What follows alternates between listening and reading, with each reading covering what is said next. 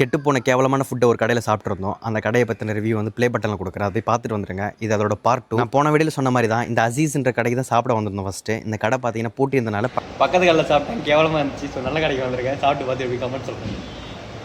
அதை ஃபெஜின் உயிரோடு இருந்தானா வீடியோ போஸ்ட் ஆகும், இல்லை அப்படின்னா ஃபெஜினுக்கு பாடம் கட்டிட்டதுக்கப்புறம் கைஸ் இவனை பார்த்துங்க, இவன் நாளைக்கு உயிரோட இருந்தானாக்க வீடியோவில் போடுறேன். ஒரு நல்ல விஷயம் என்னக்கா போன கடையில் சாப்பிட்டு யாருக்கும் எதுவும் ஆகலை. அந்த ஒரு விதத்தில் ரொம்ப சந்தோஷம். இந்த கடையில் சாப்பாடு இருக்குன்னு சொல்கிறேன். இந்த கடையில் வந்து எல்லாமே ஆவரேஜ் தான் இருந்துச்சு. மட்டன் பிரியாணி வாங்கியிருந்தோம், அதுவும் ஆவரேஜ் தான். சிக்கன் பிரியாணி ஆவரேஜ் தான். இந்த கடை முன்னாடி தள்ளு வண்டியாக வச்சிருந்தாங்க, அப்போ எல்லாமே நல்லா இருந்துச்சு. இப்போ பார்த்தீங்கன்னா ஒரு பெரிய கடையை திறந்துருக்காங்க வேற ஒரு இடத்துல. அதோட எக்ஸாக்ட் லொகேஷன் நான் ஃபஸ்ட் கமெண்ட்டில் போட்டு வைக்கிறேன், போய் பாருங்கள்.